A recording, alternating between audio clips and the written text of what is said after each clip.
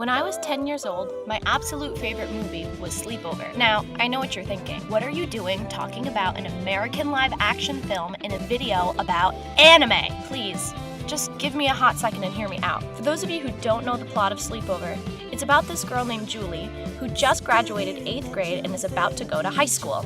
At her end-of-the-year sleepover, she gets challenged to a scavenger hunt by the popular girls, and the prize of the scavenger hunt is the highly coveted lunch spot by the fountain. Initially, Julie is reluctant to participate, but then her best friend Hannah says this. You and I both know that we're not just talking about a lunch spot. We're talking about who you're going to be in high school. You have to do this. That line was a turning point in my 10-year-old life. Julie, the unpopular nerd, was given a choice.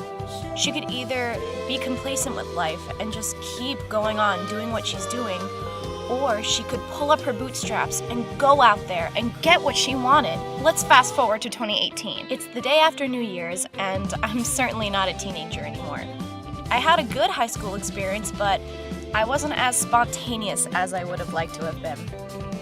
I'm going through my anime list, and I'm scrolling and seeing what's out there, and I see that there's a show called A Place Farther Than the Universe, a story that leads to Antarctica. At first, I was like, a slice of life anime about going to Antarctica? What? I mean, the animation looks pretty, and the girls look super cute. The topic itself didn't really interest me, but I gave the show a watch anyway.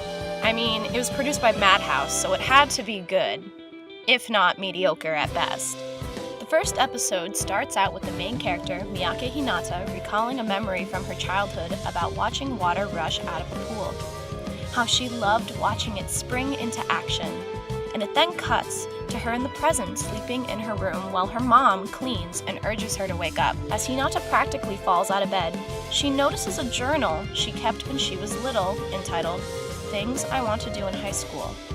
The first two entries are, keep a diary, skip school just once, go on a journey without a plan, and on a separate page, get the most out of youth. Realizing that she's halfway through high school and hasn't done any of those things, she starts to cry, and the episode cuts to the opening titles. The transition was so jarring that I actually had to go back and watch the opening scene again. That single journal entry still haunted me, though. Get the most out of youth. I became reflective. Did I ever skip school for myself? Did I go on an unplanned journey? Did I get the most out of my youth? There was a surge of emotions that swelled within me that I honestly haven't felt since watching Sleepover back in 2004. Not only does it handle the topic of doing something remarkable and getting the most out of your life, but it depicts these interpersonal relationships between all of the cast members in a way that I don't think has been done by anime before. Much like Sleepover, the focus of the show makes a shift from being about discovering the unknown to the friendship between the four girls traveling to Antarctica. We see this shift happen in episode 5, which focuses on Hinata's friendship with her longtime friend Megumi. At this point, we know the girls are going on the adventure, but we don't know how this adventure will change the friendships that they're leaving behind. In my opinion, episode 5 does a fantastic job with depicting what it's like to be so close to losing a friend, but refusing to give up on that relationship that you have. And from that episode on, I got a good old feels punch in the gut each week. One of the greatest things about this show is that it's so good at explaining and validating all of the characters' internal struggles with things like friendship and trust and loss, and showing how they strive to overcome them. My favorite instance being the jump rope scene in episode 9. Both Jin and Shirase feel this incredible loss for the same person, and they have struggled to continue on with their lives after a tragic event had happened.